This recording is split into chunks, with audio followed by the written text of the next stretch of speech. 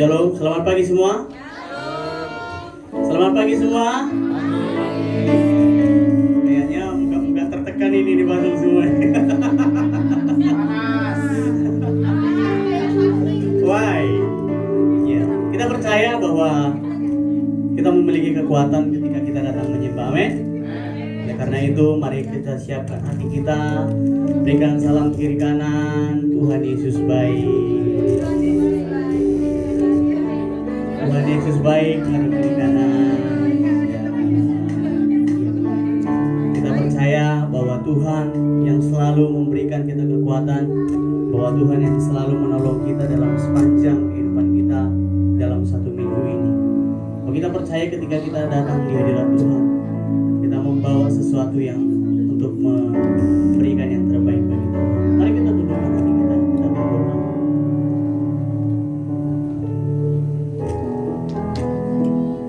Sungguh Engkau Bapa yang baik Tuhan. Sungguh Engkau Bapa yang baik bagi siapa. Kami mengalami kebaikan-Mu pagi hari ini Tuhan. Kami bisa berdiri di tempat ini untuk membawa segenap puji-pujian kami Tuhan, untuk mengangkat, untuk mengatakan Engkau sebagai Raja dan Tuhan dalam setiap kehidupan kami. Tuhan, Engkau memberkati setiap hati kami. Tuhan, Engkau menguduskan setiap hati kami. Ketika kami pagi hari ini datang untuk bersekutu di hadapan, biarlah Tuhan mengurapi setiap hati kami. Biarlah Tuhan yang menjaga setiap hati kami. Untuk kami datang Tuhan, memberikan segala pujian yang terbaik kami untuk melayani Kau pagi hari ini. Memang mengiring Kau Tuhan seumur hidup. Memang mengiring Kau Tuhan seumur hidup kami. Karena kami percaya Kau Allah yang setia. Kau Allah yang setia dalam setiap kehidupan kami. Perkara-perkara yang kecil Tuhan berikan, bahkan perkara-perkara yang besar Tuhan sediakan bagi setiap kami. Biarlah kami bangkit sebagai umat-Mu, sebagai umat yang berkemenangan pagi hari ini Tuhan. Kami berdoa di dalam nama Yesus. Kau turunkan Tuhan, turunkan Tuhan Roh Kudus-Mu mengurapi setiap kami. Mari Bapak Ibu sembah Dia. Mari Bapak Ibu sembah Dia.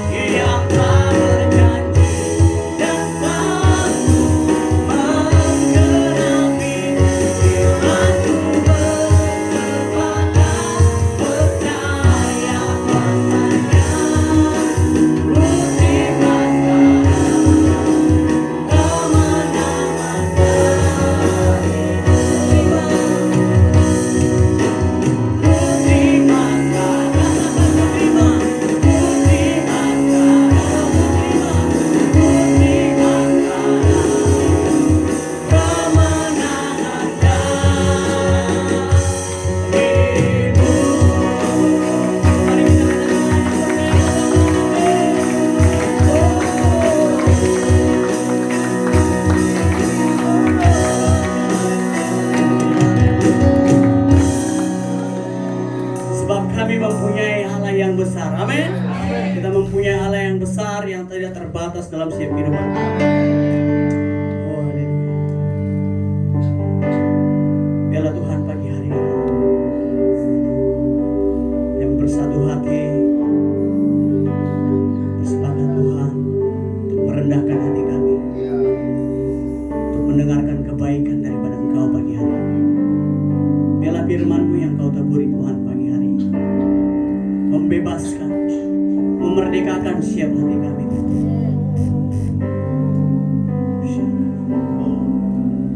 Kami tahu Tuhan, kami belum sempurna, tapi kami mau Tuhan belajar untuk menyempurnakan diri kami seperti Engkau yang sempurna Bapa.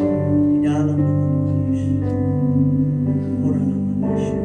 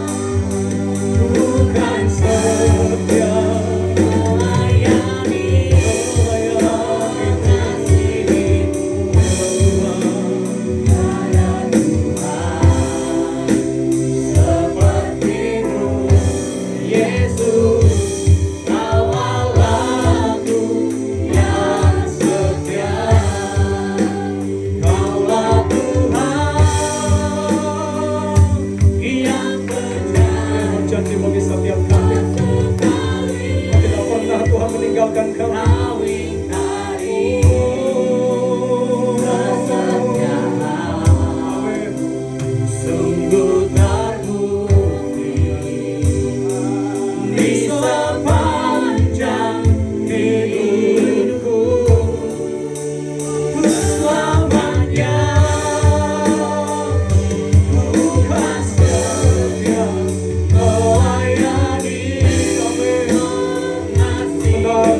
Janji kami Tuhan, ada Tuhan seperti-Mu, Yesus, Allah-Ku yang tiada Tuhan,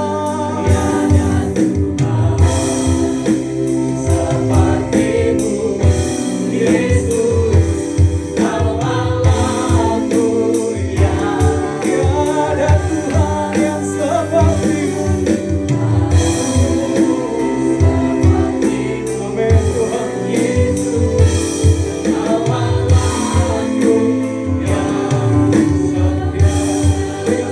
Kemuliaan bagi Raja kita. Kami percaya tidak ada Allah seperti Engkau. Kau Allah yang mengerti, Kau Allah yang peduli, Kau Allah yang berjanji, dan pasti Engkau genapi Tuhan. Dan kami sangat percaya bahwa Tuhan punya rencana yang indah bagi setiap kami. Bukan suatu kebetulan kami boleh ada di muka bumi ini, tapi ada rencana Tuhan bagi setiap kami. Untuk kami boleh menikmati, merasakan ada suasana sorga di dalam hidup kami. Untuk hidup bagi agenda Tuhan, untuk hidup menggenapi rencana Tuhan di muka bumi ini. Pakai setiap kami Tuhan, untuk kami terus menyelaraskan hidup kami dengan agenda dan rencana Tuhan, mengarahkan hidup kami dengan firman Tuhan. Sebab untuk itulah kami ada di muka bumi ini, menjadi ambasador, menjadi duta kerajaan sorga, membawa suara kebenaran, membawa berita-berita kerajaan sorga di muka bumi ini. Pakai setiap kami Tuhan, sehingga kami tidak hidup di bawah tipu daya iblis, tapi kami hidup di dalam agenda dan rencana Tuhan. Kami terus memfokuskan hidup kami kepada destiny, kepada tujuan ilahi, tujuan Tuhan menetapkan kami di muka bumi ini. Dalam nama Yesus, biar Tuhan ketika kami mendengarkan firman Tuhan, kami memiliki tanah hati yang baik. Biar firman itu tertanam di tanah hati yang baik, di mana firman itu akan berakar, bertumbuh dan berbuah, berlipat kali ganda, dan Tuhan dipermuliakan. Dan kami boleh merasakan kehadiran Kristus, hadirat realita Tuhan ada di tengah-tengah kami pagi hari ini. Dalam nama Yesus sama-sama katakan amin. Oke, terima kasih. Selamat pagi, shalom semuanya. Oke. Ya, pagi hari ini agak sedikit berbeda ya. Suasananya, modelnya agak sedikit lain. Ya, karena saya rindu pagi hari ini kita berbicara tentang keluarga, ya, relation with family, ya, tentang keluarga.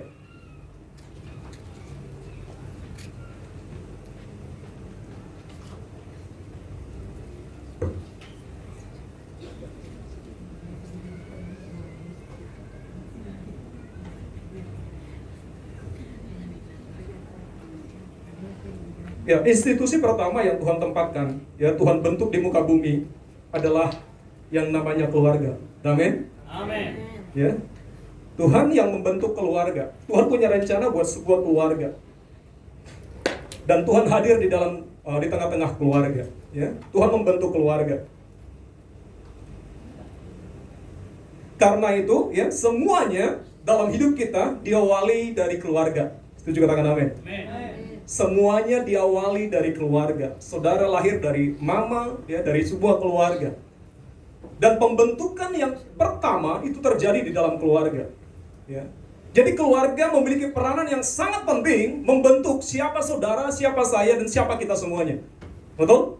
Sangat penting sekali peranan keluarga membentuk jati diri seseorang. Penting sekali. Makanya memang sangat penting sekali bagaimana membangun sebuah keluarga yang seturut dengan kehendak dan rencana Tuhan. Karena keluarga pun bisa menjadi neraka, dan keluarga pun bisa menjadi surga. Tergantung bagaimana keluarga itu membangun sistem yang ada di tengah-tengah keluarga tersebut. Saudara, yang awalnya rencana Tuhan atas keluarga itu sangat indah, betul? Mereka boleh Adam dan Hawa bisa menikmati sorga di tengah-tengah rumah tangganya. Tapi ketika keluarga itu, Adam dan Hawa jatuh ke dalam dosa, keluarga berubah menjadi neraka, betul? Terjadi konflik antara Adam dan Hawa, saling menyalahkan satu dengan yang lain. Dan kemudian ketika anak-anaknya pun lahir, terjadi konflik juga. Bahkan pertama sekali sudah terjadi pembunuhan di dalam keluarga Adam dan Hawa. Jadi hati-hati membangun yang namanya sebuah keluarga. Ada amin? Amin. Saudara, kalau ditanya mungkin, hampir semua mungkin kita pernah mengalami sesuatu yang tidak enak dalam rumah tangga, betul? Bagaimana bentukan saudara? Hah? Belum ya? Oh, iya. Loh, peran saudara itu jangan anggap bahwa ini bukan buat suami istri, enggak. Kalian itu punya papa mama. Halo? Ini bukan berbicara keluarga, oh ini hanya untuk yang menikah, enggak. Kalian itu punya papa mama. Wah, ini bahaya. Kalau gitu yang anak-anak muda keluar semua gitu kan. Enggak. Jadi kalian itu, kita itu punya saudara, kita punya papa mama. Betul? Kita lahir dibentuk dari sebuah keluarga. Dan kalau ditelusuri ya, banyak sekali luka batin itu terjadi di tengah-tengah keluarga. Betul? Kekerasan yang kita alami dari orang tua kita, bisa jadi bukan cuma dari orang tua kita, tapi dari kakak-kakak kita, dari abang-abang kita terluka. Saya pun pernah terluka dan sampai sekarang nggak bisa saya lupakan. Bagaimana, menurut saya kalau bagi saya yang paling keras bukan orang tua, tapi abang saya. Ya, saya dengan abang-abang saya jaraknya cukup jauh. Maksudnya dengan abang, sebagian dari abang saya, karena kami 10 bersaudara ya. Tapi suatu ketika abang-abang saya, ya mereka sudah di medan sekolah, ya kuliah, dan ketika mereka pulang ke kampung di mana saya masih SD, ketika mereka melihat saya tidak taat sama papa mama saya, dia langsung ajak saya pergi jauh-jauh. Dan di tempat yang jauh itu tidak ada seorang pun di sana kecuali kami berdua. Kami berdua, saya dipukuli di sana. Saya juga merasakan ya, bagaimana saya juga terluka dari tengah-tengah keluarga. Ya, dan dari keluarga, ya banyak ya, mungkin banyak luka-luka batin. Bukan bisa jadi mungkin saudara dari orang tua, di mana orang tua memperlakukan kita begitu menyakitkan mungkin ya. Ya kalau mungkin dibuat sebuah kesaksian ya, diberikan sebuah kesempatan untuk saudara bersaksi, saudara mungkin bisa bersaksi dengan begitu, wah saya pernah mendapatkan perlakuan seperti ini dari papa saya, dari mama saya, dari abang saya. Dan pertanyaannya adalah, kalau itu tidak dibereskan, hal tersebut akan turun terus-menerus. Orang yang biasa dikerasi, dan ketika dia membangun sebuah keluarga, dia pun akan mengerasi keturunannya. Dia akan berlaku demikian kepada generasi berikutnya. Padahal rencana Allah dari awal buat keluarga adalah menjadikan keluarga ini menjadi institusi surga. Setuju katakan amin? Di mana di keluarga itu boleh menikmati cinta kasih. Suami mengasihi istrinya, istri menghormati suaminya, anak orang tua mendidik anaknya dengan baik, anak-anak taat kepada orang tuanya. Pada awalnya rencana Tuhan buat keluarga sangat indah. Tapi lihat, semua dirusak oleh yang namanya dosa. Betul? Kapan rumah tangga Adam dan Hawa rusak? Semenjak ada dosa di tengah-tengah rumah tangga tersebut. Betul? Makanya saudara, untuk memulihkan yang namanya hubungan antara manusia dengan Allah, Yesus harus mati. Begitu mahalnya yang namanya sebuah relasi yang indah antara Allah dengan manusia. Harganya adalah seharga darah Yesus. Dan saudara, ketika rusak hubungan antara orang tua dengan anak, antara anak dengan orang tua, antara suami dengan istri, sesungguhnya rencana iblis berhasil. Karena iblis kan tujuan cuma satu, merusak gambar diri Allah dalam diri manusia. Betul? Tujuan iblis itu. Karena kalau udah terjadi konflik dalam rumah tangga, gambar diri Allah rusak dalam diri kita. Jadi saudara yang terkasih, saya rindu hari ini ya kita diskusi nantinya tentang keluarga. Karena ini penting sekali. Katakan ini penting sekali. Membangun sebuah keluarga itu penting sekali. Karena bagaimanapun nanti bentuk anak kita di luar sana, itu diawali dari bagaimana dia dibentuk dalam rumah. Bagaimana kita membangun anak kita, demikianlah dia nanti akan keluar. Kalau kita salah membangun anak kita, maka hidupnya pun akan salah ke depannya. Jadi relation with family. Coba kita baca di dalam Kolose pasal yang ke 18 ayat 3 ayat 18 sampai 24.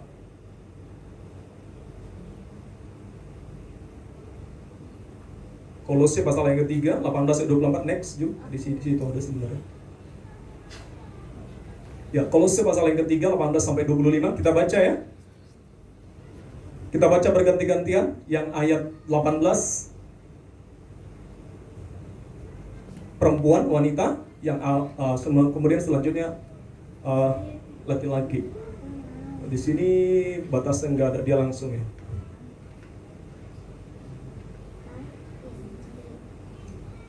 Oke, kita baca sama-sama aja lah kalau gitu. Ini soalnya nggak ada pemisahnya.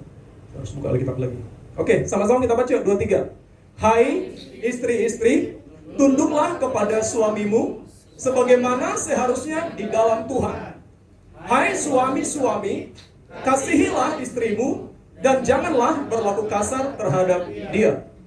Hai anak-anak, taatilah orang tuamu dalam segala hal, karena itulah yang indah di dalam Tuhan. Hai bapak-bapak, janganlah sakiti hati anakmu, supaya jangan tawar hatinya. Hai hamba-hamba, taatilah Tuhanmu yang di dunia ini dalam segala hal.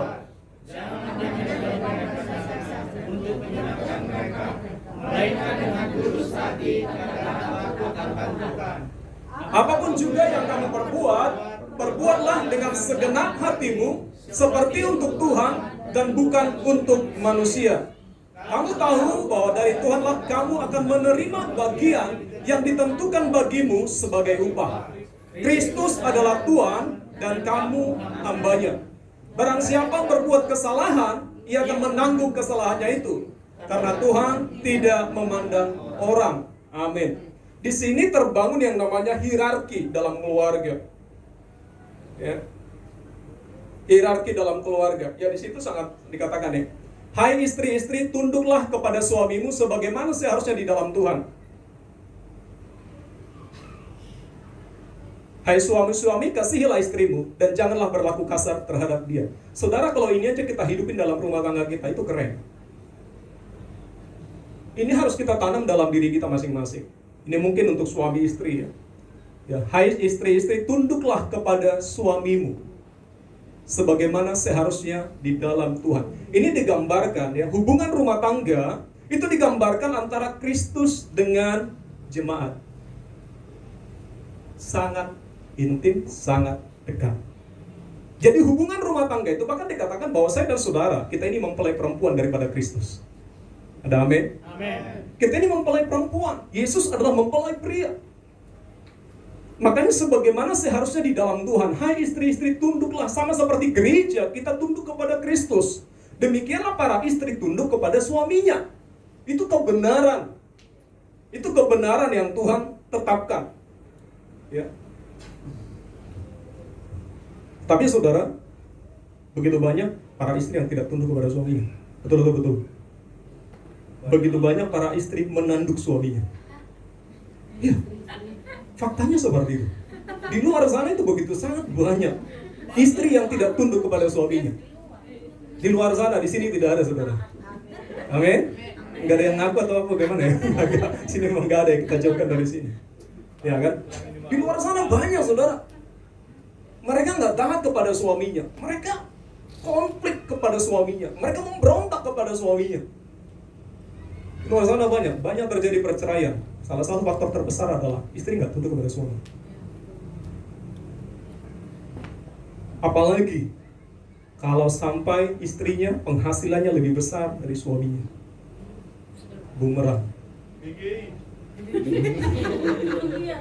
Kemudian jenjang pendidikannya lebih tinggi dari suaminya. Konflik, bisa konflik. Banyak hal yang menyebabkan bagaimana istri itu tidak tunduk kepada suami. Dan ini awal dari sebuah yang namanya neraka dalam rumah tangga. Kalau firman ini sudah dilanggar, Yang terjadi bukan surga, bukan suasana surga, tapi suasana neraka dalam rumah tangga. Jadi, hai engkau para muda-mudi, berdoa baik-baik untuk calon pasanganmu. Haleluya. Ya, karena banyak orang berkata, tidak menikah, tidak mati, tapi salah menikah, setengah mati. Itu sakit. Salah memilih jodoh, itu setengah mati. Kenapa? Karena rumah tangga berubah jadi neraka.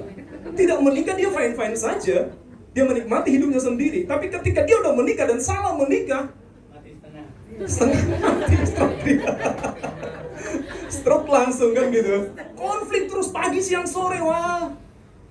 Jadi berdoa baik-baik untuk calon pasangan. Jadi ini pesan buat para istri diawali di sini. Hai istri-istri, tunduklah kepada suamimu. Sama seperti sebenarnya tunduk gini. Ya sama seperti sebenarnya digambarkan kita sebagai gereja Tuhan, kita tunduk kepada Kristus. Itu gambaran pernikahan itu kayak gitu loh. Memang kaum Hawa ini selalu warning ya. Sumber pasangan. Iya, iya. Jadi Si Hawa. Jadi saudara, ini peran pertama ya. Ini tugas-tugas ya. Ini apa namanya, peranan istri. Dikatakan di sana bahwa seorang istri itu harus tunduk kepada suaminya sebagaimana seharusnya di dalam Tuhan. Jadi standarnya itu Tuhan. Sebagaimana gereja tunduk kepada Tuhan, demikianlah istri tunduk kepada suaminya. Dan kemudian dilanjutkan, hai suami-suami, kasihilah istrimu dan janganlah berlaku kasar terhadap dia. Ini kembali kepada suami. Hai suami-suami, kasihilah istrimu. Saya sangat percaya. Memang kalau istri itu sangat senang kalau dikasihi. Betul? Bukan dikasari. Ya apalagi dikasih yang lain-lain gitu kan. Dikasih ya kan. Hai suami-suami, kasihi. Nah, tapi kita nggak bisa pungkiri saudara, banyak suami yang kasar sama istrinya. Banyak saudara. Tanpa sadar suami suka perkataannya itu tajam gitu loh. Dan itu kalau istri sudah terluka, waduh yang menderita satu rumah tangga itu, satu keluarga. Efeknya panjang, gak dimasakin nasi, gak dicuci baju, hampir semuanya rumah tangga bisa kacau tuh. Rumah walaupun bisa dingin semua itu rumah tangga kan gitu, kayak walaupun tidak tinggal di kutub utara, tapi terasa dingin semua. Gak ada kehangatan kalau sampai istri sudah terluka. Iya kan? Makanya memang firman Tuhan berkata, hai suami-suami, kasihi istrimu, mengasihi istri. Hai suami-suami, suka peluk istrimu gitu. Senang gitu. Karena memang istri itu memang memang dia makhluk mungkin yang memang Tuhan sudah tahu memang dia butuh dikasihi. Bukan butuh dikasari. Coba kalau istri dikasarin, wah bahaya saudara. Ya, kalau istri itu dikasarin itu danger, berbahaya. Firman Tuhan berkata jangan berlaku kasar terhadap dia, karena memang dia nggak kasar, dia wanita makhluk halus gitu ya, dia nggak kasar.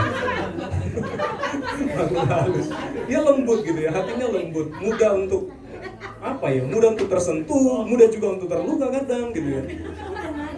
Mudah nangis, dikit-dikit nangis, diapain. Kadang kita ini kan pria mainnya tingginya itu logika ya. Kita berpikir, maunya kayak gini kok. Tapi enggak gitu. Sebenarnya kita nggak bisa pungkiri hal itu. Memang Tuhan sudah menetapkan begitu modelnya.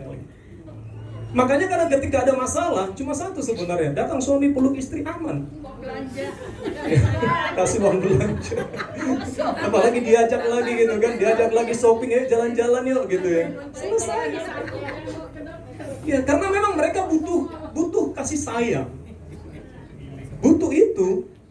Kalau pria enggak, pria itu logika cenderung selesaikan dengan logis gitu ya. Ya mesti harusnya gini kan.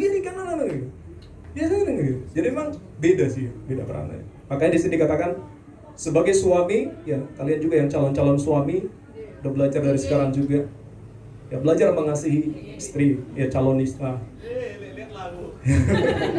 Jangan berlaku kasar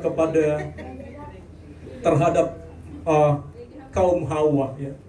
Jangan berlaku kasar kepada istrimu. Itu peranannya, peranan suami. Karena kalau ini terjadi, saudara, kita pun akan merasakan suasana yang indah dalam rumah tangga. Tujuan kita mengadakan sekarang ini adalah, saya rindu rumah tangga kita merasakan surga. Itu tujuannya. Saya rindu setiap rumah tangga kita itu ada surga di sana. Ada Tuhan di sana, ada kasih sayang di sana. Ya. Karena bagaimanapun ya, peranan keluarga itu sangat vital dalam kehidupan kita. Karena kemanapun kita pergi, apapun aktivitas kita, kembali ke rumah kan? Harus kembali ke rumah. Sesibuk apapun kita, apapun jabatan kita, apapun peranan kita di luar sana, tetap kita di rumah. Dianggap bukan, tetap sebagai papa dan mama. Bukan sebagai presiden atau apapun. Kita akan kembali ke rumah. Makanya memang peran keluarga itu sangat penting sekali. Kemudian dikatakan selanjutnya, hai anak-anak, taatilah orang tuamu dalam segala hal, karena itulah yang indah di dalam Tuhan.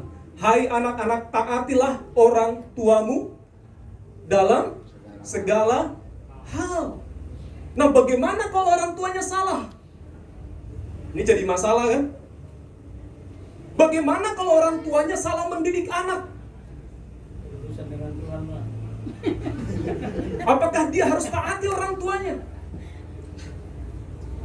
Ada suatu kesaksian begini. Ada seorang istri ya, dikatakan di ayat yang di atas ya, hai istri-istri, tunduklah kepada suamimu. Dia ngomong kayak gini.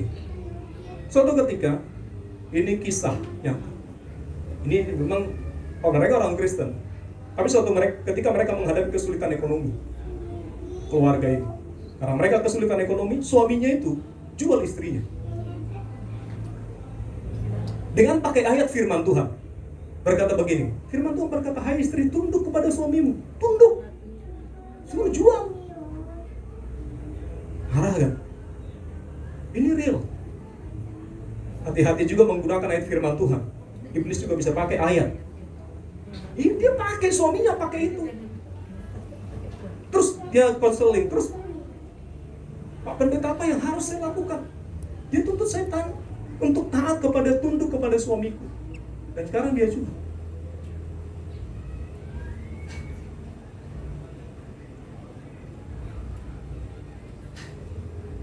Saudara, di luar sana, rumah tangga begitu banyak yang kacau dan hancur. Banyak sekali. Banyak sekali. Faktornya banyak, penyebabnya banyak. Tapi latar belakangnya kalau ditelusuri, itu diawali dari sebenarnya apa yang terjadi dalam keluarganya dia, orang tuanya, hubungan dia dengan orang tuanya, bagaimana dia terbentuk dalam sebuah keluarga. Kalau ditelusuri ya, kenapa dia jadi konflik terus dengan suaminya? Kalau ditelusuri, berarti ketika dia sebagai anak di dalam rumahnya, dia kadang melihat orang tuanya itu sering berkelahi, sering berantem, bisa jadi papa mamanya itu broken. Kalau ditelusuri seperti itu. Ya. Pasti ada banyak penyebabnya, itu memang bagaimana dia dibentuk dalam rumah tangganya. Bagaimana dia dibentuk oleh orang tuanya. Bagaimana dia dididik oleh orang tuanya.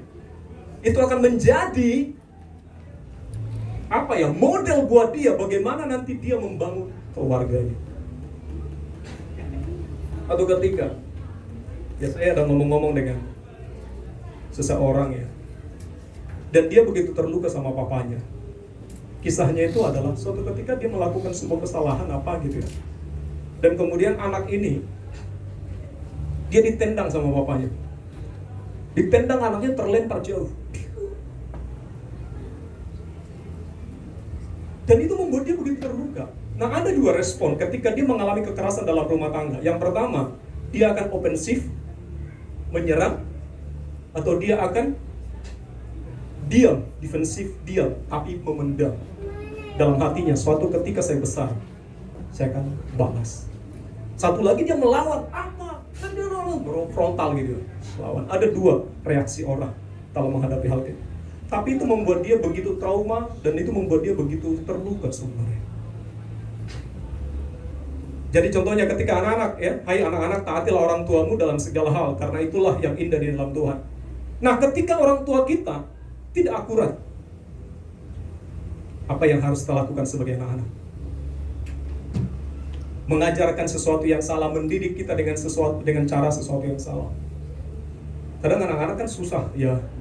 Kadang ada orang yang frontal itu dia lawan orang tuanya. Contohnya orang tuanya berkata, jangan merokok ya. Tapi papanya merokok. Ada kayak gitu. Jangan marah-marah. Dianya marah-marah. Banyak hal yang bisa menjadi konflik ya dalam keluarga.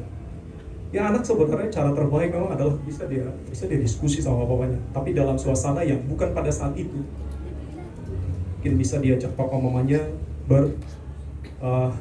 diskusi ya, bercerita terbuka mungkin, tapi dalam suasana bukan pada saat itu. Yang terbaik memang adalah anak tersebut ya datang kepada Tuhan, berdoa ya, mengadu kepada Tuhan. Karena sebenarnya begini, anak itu bukan milik orang tua. Betul? Bukan. Anak itu anak-anak itu adalah milik Tuhan yang dititipkan kepada orang tua. Josie Cikaselin ini bukan milik saya.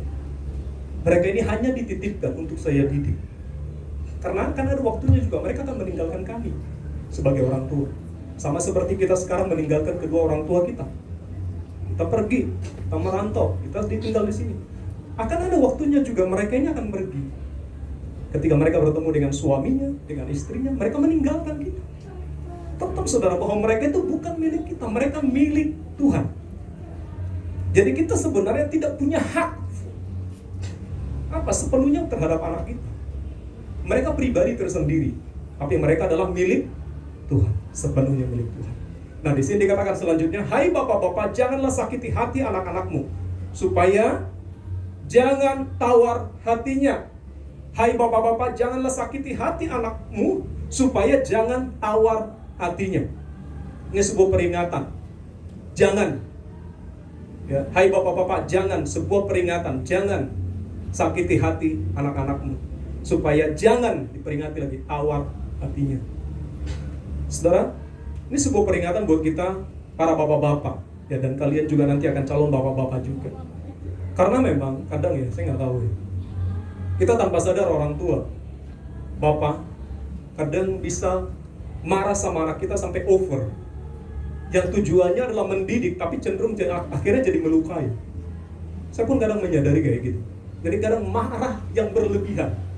Bukan marah tapi jadi amarah. Marah itu boleh, tapi marah yang berlebihan yang sifatnya itu bukan mendidik itu tidak boleh. Karena dampaknya adalah hati anak itu jangan sampai tawar. Kalau udah tawar, sudahlah. Gitu ya. Udahlah, gak ada lagi. Hatinya, kalau sempat hati anak itu tawar, itu jadi masalah besar buat kita para orang tua. Ya. Saudara, beberapa minggu yang lalu, ya saya membahas tentang relation with God, hubungan dengan Tuhan. Dasar membangun sebuah rumah tangga, hubungan yang baik di dalam rumah tangga, dalam keluarga, dasar utamanya adalah kita harus memiliki hubungan yang baik dengan Tuhan. Setuju katakan amin? Itu menjadi pondasi awal untuk kita memiliki hubungan yang baik dengan istri, dengan anak, suami, istri, orang tua dengan anak. Harus didasari bahwa orang tersebut, keluarga tersebut harus punya hubungan yang baik terlebih dahulu dengan Tuhan. Kalau enggak bisa membangun hubungan yang baik dalam rumah tangga. Jadi pondasi dasarnya adalah bahwa kita harus terlebih dahulu memiliki relationship, hubungan yang baik dengan Tuhan. Ini pondasinya, ini dasarnya. Ketika kita memiliki hubungan yang baik dengan Tuhan, kita akan bisa membangun hubungan yang baik dalam keluarga. Jadi dasarnya itu harus hubungan yang baik dengan Tuhan dulu. Pertanyaannya adalah bagaimana hubungan saudara dengan Tuhan hari-hari ini? Apakah baik-baik saja? Itu menjadi dasar soalnya. Ya, hubungan kita dengan Tuhan itu menjadi dasar bagaimana kita memiliki hubungan yang baik dengan keluarga kita, dengan orang tua kita, dengan saudara-saudari kita. Kita nggak bisa ngomong kayak gini. Yang terpenting ya, saya punya hubungan yang baik dengan keluarga saya. Hubungan baik dengan Tuhan nggak penting. Nggak bisa. Arahnya kemana? Tujuannya kemana keluarga ini? Sasarannya kemana keluarga ini? Jadi saudara, yang pertama yang Tuhan pulihkan itu adalah hubungan manusia dengan Tuhan. Sampai Yesus rela mati. Akibat dari hubungan yang sudah dipulihkan antara Tuhan dengan manusia, hubungan manusia dengan manusia itu pulih. Firman Tuhan berkata bahwa seluruh hukum Taurat dan kitab para nabi hanya disimpulkan di dalam satu ayat firman Tuhan. Kasihilah Tuhan Allahmu dengan segenap hatimu dan segenap jiwamu, segenap akal budi kekuatanmu, dan kasihilah sesamamu manusia seperti dirimu sendiri. Bayangkan kita para nabi, begitu banyaknya hukum Taurat hanya disimpulkan di dalam hal tersebut. Hanya disimpulkan di dalam mengasihi Tuhan dengan segenap hati. Jadi memang awalnya adalah hubungan kita dengan Tuhan harus dipulihkan dulu. Amin. Kita harus memiliki hubungan yang baik dengan Tuhan. Kita harus memiliki keintiman dengan Tuhan. Ini yang harus kita bangun terus-menerus, kedekatan dengan Tuhan. Karena bagaimana cara membangun hubungan baik dengan rumah tangga, dengan keluarga, dengan orang tua, anak, dan semuanya yang lain, itu harus didasari dengan firman. Ketika kita memiliki hubungan yang baik dengan keluarga, dengan Tuhan, ya Tuhan akan berbicara lewat firman-Nya. Bagaimana cara membangun rumah tangga yang baik, keluarga yang benar. Semua jawabannya ada dalam firman Tuhan.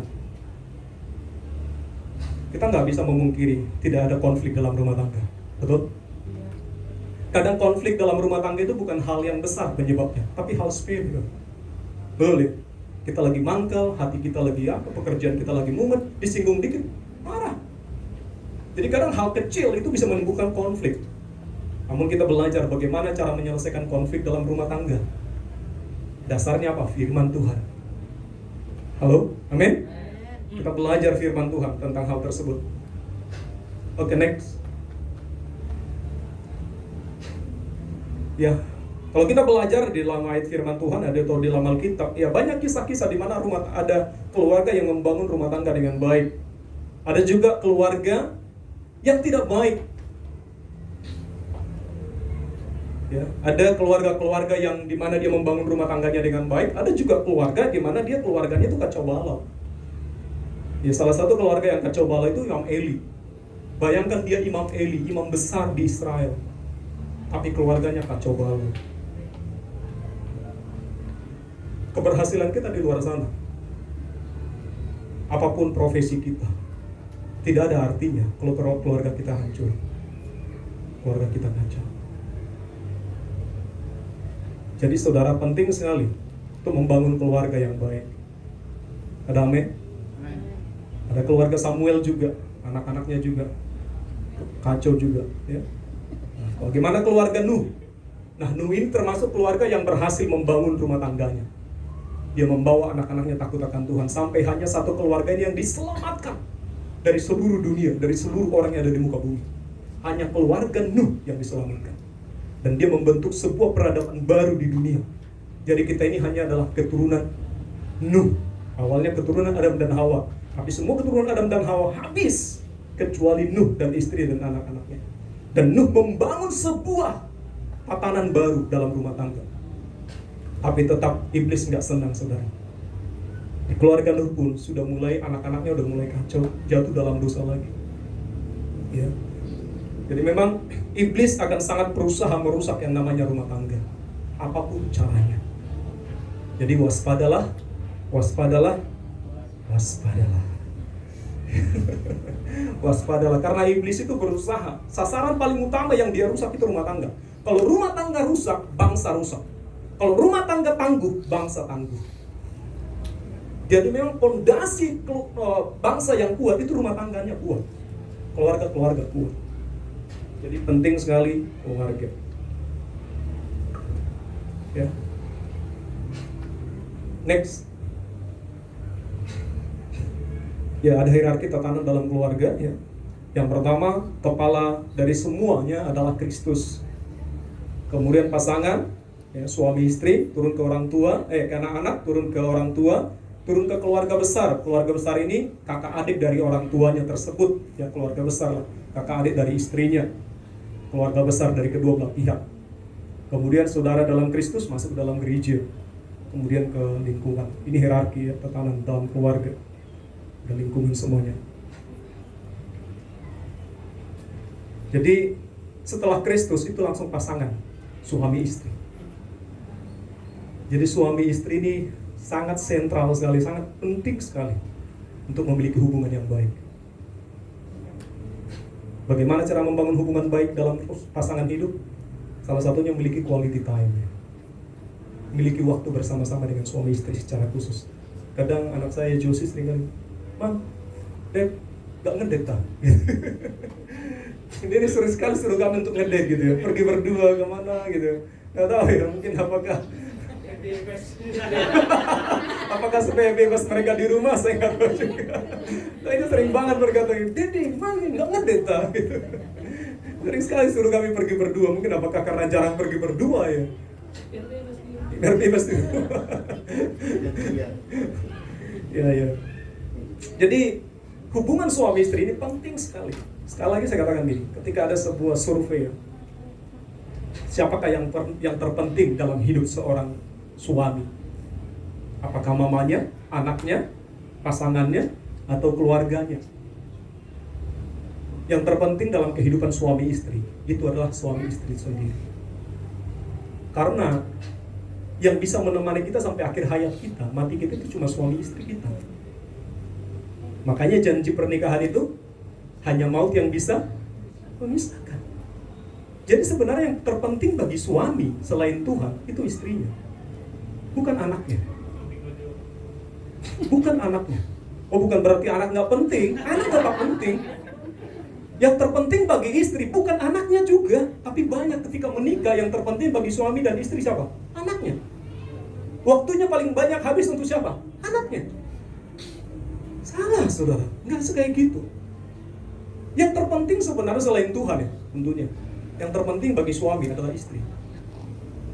Yang terpenting bagi istri adalah suami. Karena toh juga ketika anak-anak udah besar, mereka akan meninggalkan dan tinggal suami istri lagi. Tinggal suami istri lagi. Jadi bagaimana cara suami istri membangun hubungan yang baik satu dengan yang lain? Ini penting sekali. Sangat penting, ini sangat vital. Karena kalau ada suami istri konflik, wah, rumah tangga itu neraka. Anak-anak imbasnya kena. Hanya memang bagaimana suami istri memiliki hubungan yang baik. Bagaimana caranya untuk suami istri memiliki hubungan yang baik? Salah satunya adalah memiliki quality time. Waktu berdua yang berkualitas. Bercerita. Kadang saya sama istri saya kadang ngomong, menurut kamu saya ini siapa? Bagaimana sih? Kadang kita selalu merasa kadang kita ini benar, suami benar ya, suami kepala gitu. Kadang saya minta istri saya ngoreksi saya. Apa yang harus saya lakukan? Apa yang harus saya perbuat? Kadang pulang kantor, kadang memang kira kita belajar ngedate ya, berdua sama istri. Pulang kantor kita singgah di mana, yuk ngobrol, ngopi. Kalau Pak Dharma selalu ngomong itu ngobrol firman. Kita cerita gitu. Gimana cara mendidik anak? Ya sharing di situ berdua. Bagaimana sikap saya, dalam sisi mana hal negatif ada dalam diri saya ngobrol sama istri, saya cerita. Dia juga bercerita. Bagaimana apa yang ya kita bercerita gitu, miliki quality time. Jadi para suami dan istri miliki waktu berdua. Amin. Jangan cuma pacaran dulu, pingin ingat kamu kemana-mana, ingat kamu keluarga. Kalau udah suami istri, ingatnya siapa? Kacau, saudara, udah buyar, ingat pekerjaan, ingat ini, ingat nggak tahu lagi, udah morot marit. Masihkah ketika bekerja selalu menghubungi istri dan suami, "Hayang, gimana udah makan?" Dikirim terus makan, Pak. Tapi kalau waktu belum pacaran, udah makan sayang, udah menikah. Baik.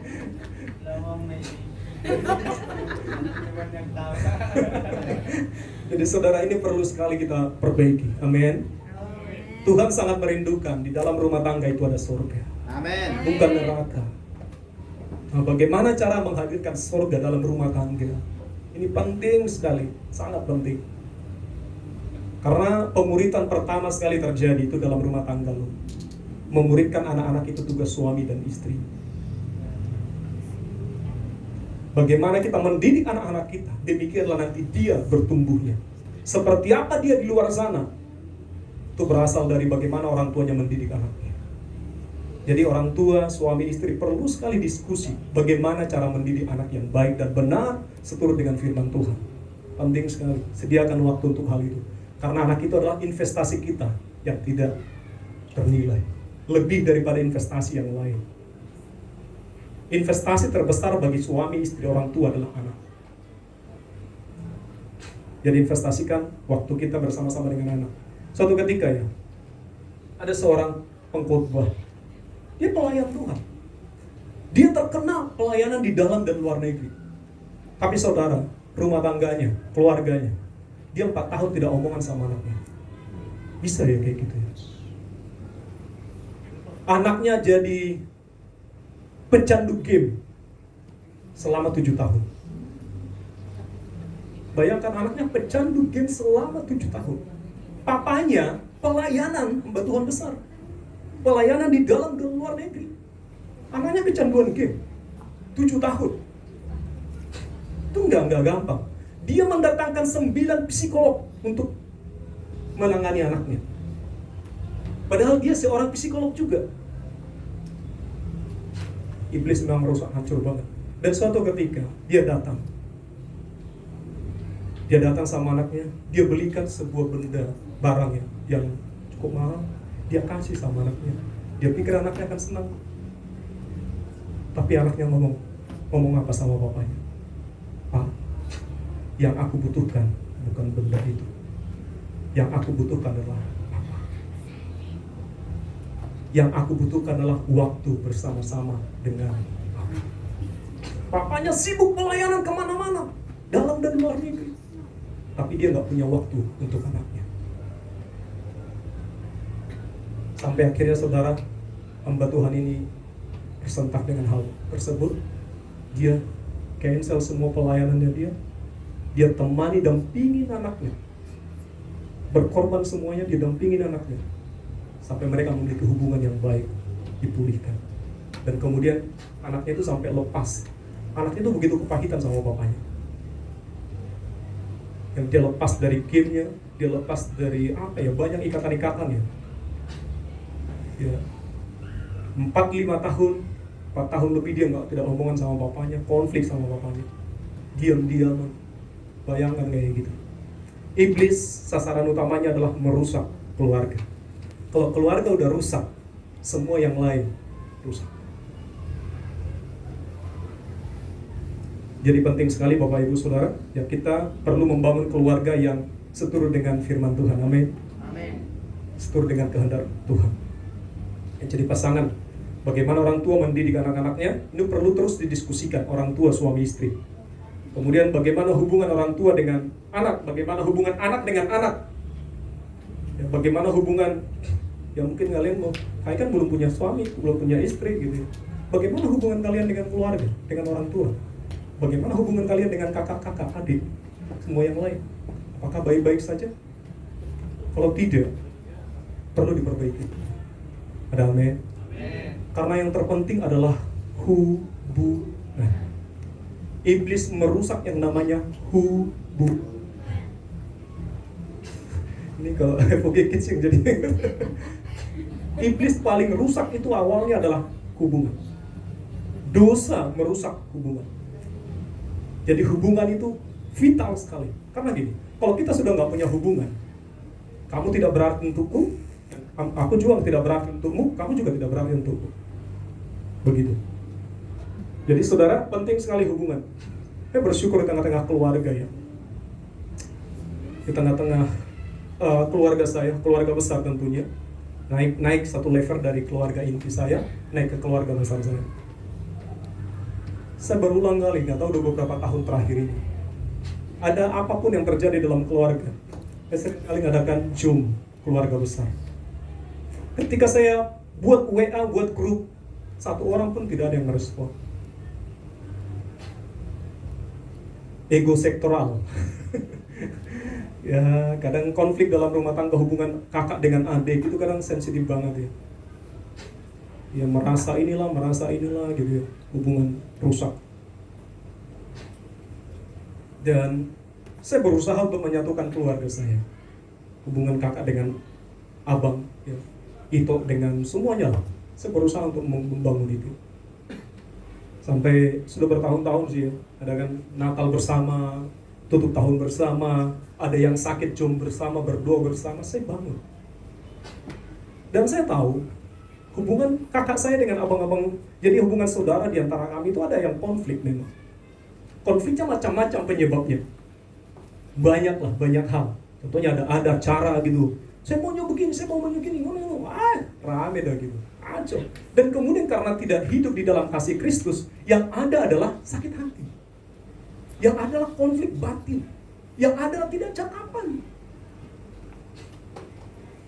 Tapi saya berusaha untuk hadir di tengah-tengah keluarga, itu menjadi pendamai. Ya, mendamaikan mereka, membangun hubungan dengan mereka. Karena begini, ketika saudara ya, satu dengan yang lain tidak ada hubungan lagi, bye-bye loh. Hancur loh semuanya. Benar. Semua hancur. Padahal masalahnya keluarga, bagaimanapun kan akan tetap ketemu. Iya kan? Ada acara menikah, acara kan harus ketemu juga. Tapi kalau suasana udah kacau, udah dirusak iblis, gimana cara ini bisa berjalan dengan baik? Iblis merusak semuanya. Makanya di dalam Mazmur pasal yang 133, persaudaraan yang rukun, bisa salah seorang bacaannya? Mazmur 133. Judul perikopnya adalah persaudaraan yang rukun. Silakan kalau satu orang baca.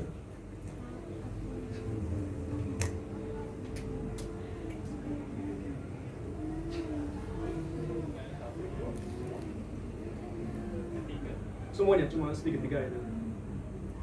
Mazmur 133, persaudaraan yang rukun. Nyanyian ziarah Daud. Sungguh alangkah baiknya dan indahnya apabila saudara-saudara diam bersama dengan rukun. Seperti minyak yang baik di atas kepala meleleh ke janggut, yang meleleh ke janggut Harun dan ke leher jubahnya. Seperti embun gunung Herman yang turun ke atas gunung Sion. Sebab kesanalah Tuhan memerintahkan berkat kehidupan untuk selama-lamanya. Sungguh alangkah indahnya, betul ya? Kalau saudara hidup dengan rukun. Jadi kerukunan itu levelnya itu di atas, lebih daripada yang lain. Persaudaraan yang rukun itu levelnya di atas. Iblis akan coba merusak persaudaraan yang rukun. Dirusak semua itu. Dia rusak yang namanya hubungan persaudaraan, supaya keluarga nggak rukun. Saya ketika selalu kalau bertemu dengan keluarga ya, pesan mama saya itu cuma satu, selalu dan sampai sekarang. Kalian rukun ya, satu dengan yang lain. Cuma itu pesan, cuma satu itu, rukun ya. Kalian kakak beradik semuanya rukun ya, saling tolong menolong ya. Cuma itu pesannya. Gak ada yang lain. Sampai saat ini rukun ya. Kenapa? Karena memang kadang dia udah lihat anak-anaknya itu gak rukun. Dan saya kalau ngomong kayak gini, kenapa anak-anaknya rukun? Kalau naik ke atas, mama saya juga dengan saudara-saudara itu gak rukun. Jadi luka itu sebenarnya sama aja sampai turun-menurun juga. Kalau dinaikkan ke atas lagi sama aja, opung saya juga mungkin keluarganya gak rukun juga. Konflik itu terus-menerus. Dan biar ini kita putus, amin. Sehingga kita boleh membangun sebuah persaudaraan, keluarga yang rukun. Dimulai dari saya dan saudara. Mulai dari sekarang dan dimulai dari hidupmu. Dimulai dari saya, dimulai dari kita. Kecenderungan manusia itu menuntut, saudara. Betul ya? Dia menuntut orang lain berubah. Dia menuntut si A minta maaf dan semuanya yang lain. Kecenderungan manusia itu menuntut. Tapi kan dia begini-begini. Dia yang salah kok, dia yang kayak gini kok. Lakukan apa yang menjadi kewajiban kita. Maka hak kita akan otomatis juga datang. Amin. Dimulai dari kitanya. Dimulai dari kita. Apakah saya tidak pernah terluka dengan keluarga? Terluka. Apakah saya tidak pernah ditolak keluarga? Saya ini keluarga termasuk ya, pribadi yang terbuang dari keluarga. Saya nggak dianggap anak. Ya, mama saya pernah ngomong, mulai saat ini jangan anggap saya lagi sebagai mamamu. Abang-abang saya datang udah 10 tahun nggak pernah ketemu. Pulang ke kampung, saya juga waktu itu udah bekerja. Kumpul di kampung, saya disidang sebenarnya. Dan akhirnya sampai dia ngomong, mulai saat ini jangan anggap lagi saya sama abang, anggap lagi saya sebagai abangmu. Udah 10 tahun gak ketemu sekali, putus langsung. Cuma karena apa? Sebenarnya kalau karena saya jahat, nggak apa-apa sih, saya terima gitu. Cuma karena saya ibadah gereja yang modelnya kayak gini. Tikat. Apakah saya sakit hati? Saya menangis sih waktu itu. Tapi saya menangis di kaki Tuhan. Saya datang sama Tuhan. Tuhan, apa yang harus saya lakukan? Saya cuma ngomong gini, Tuhan, musuh saya bukan darah dan daging. Musuh saya bukan mama saya, musuh saya bukan abang saya. Musuh saya adalah roh-roh jahat di udara yang mencoba merusak hubungan saya dengan mama saya, hubungan saya dengan abang-abang saya. Sekarang Tuhan, saya lepaskan pengampunan. Saya cuma ngomongin, Tuhan, aku mengasihi mama saya, aku mengasihi abang saya, aku memberkati mereka. Saya berdoa, saya menangis di hadapan Tuhan. Saya berkati abang saya berkati mama saya, aku mengasihi mereka. Apapun yang terjadi, mereka tetap abangku. Apapun yang terjadi, mama saya tetap mama saya. Pulih hati saya, bebas dari konflik itu. Ketika ketemu dengan abang saya, apakah saya jadi sakit hati? Enggak. Bebas dari konflik batin. Bebas dari luka batin. Bagaimana cara mengatasi masalah dalam rumah tangga, keluarga? Yang pertama adalah alami perjumpaan dengan Tuhan secara pribadi. Ketika engkau pernah terluka, dilukai papamu, dilukai abangmu, dilukai siapapun lah, datang di kaki Tuhan, cari Tuhan. Perjumpaan dengan Tuhan akan memulihkan kita. Amin. Jika engkau hari-hari ini mungkin sedang terluka atau bagaimanapun ya, datang sama Tuhan dan minta Tuhan menunjukkan firman-Nya apa yang harus kita hidupi. Itu yang saya lakukan, saudara. Ketika saya terluka, saya tidak dianggap anak, saya tidak dianggap saudara, saya datang sama Tuhan, saya nangis. Dan saya cuma ngomong gini, firman Tuhan berkata gini, musuhmu itu bukan darah dan daging, musuhmu bukan mamamu, musuhmu bukan abang-abangmu. Terus apa Tuhan yang saya lakukan? Doakan, berkati musuhmu. Berdoalah bagi mereka yang menganiaya engkau.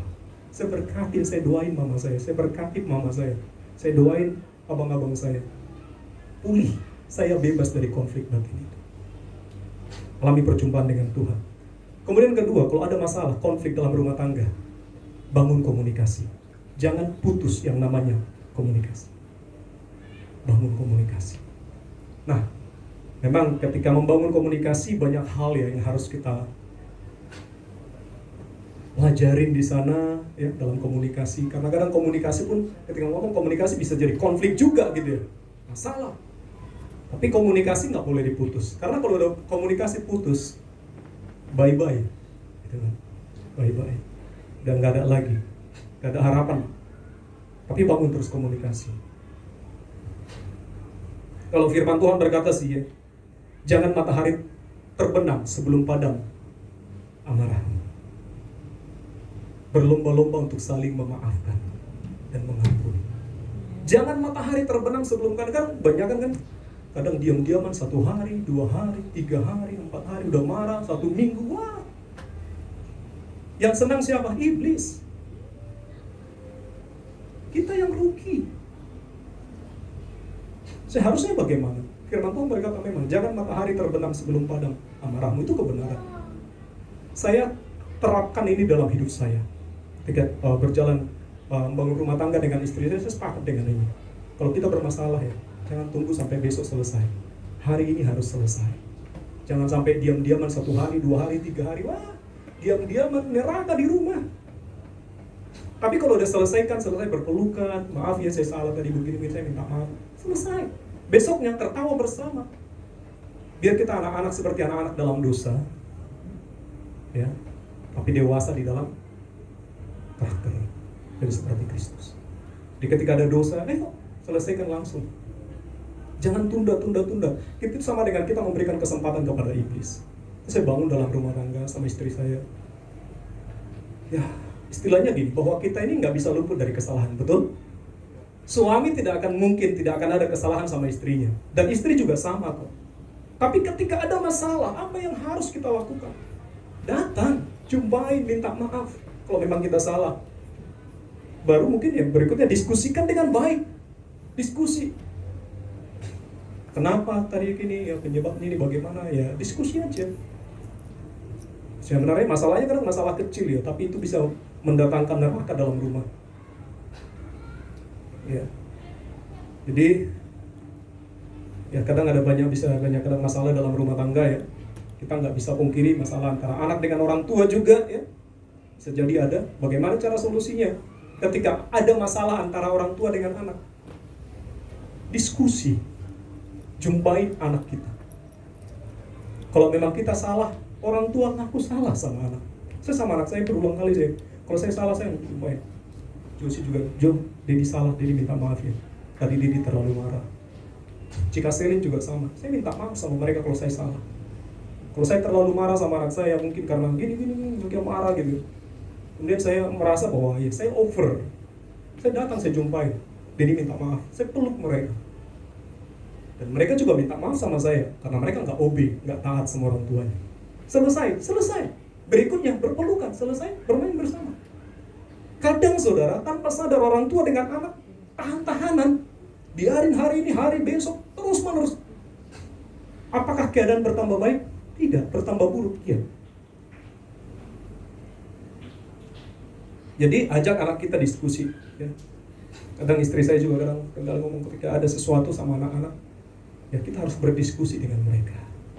Kenapa sih? Kenapa seperti ini? Apa penyebabnya? Apa yang harus dilakukan? Ya, ajak anak diskusi.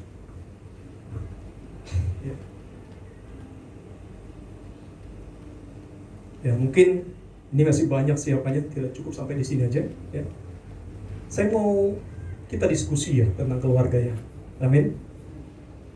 Mungkin apa yang saudara rasakan alami dalam membangun hubungan dengan keluargamu, dengan orang tuamu, dengan abang-abangmu, kakakmu, adikmu, dengan mertuamu, ya. Saya rindu kita diskusi saat ini. Amin. Karena ini harus diselesaikan untuk kita bisa mengalami surga di dalam hati kita, di dalam keluarga kita. Bagaimana cara mendidik anak dengan baik, dengan benar, ini kita harus belajar. Karena pemuritan itu diawali di dalam keluarga. Institusi pertama yang dibangun Tuhan di dalam dunia ini adalah keluarga.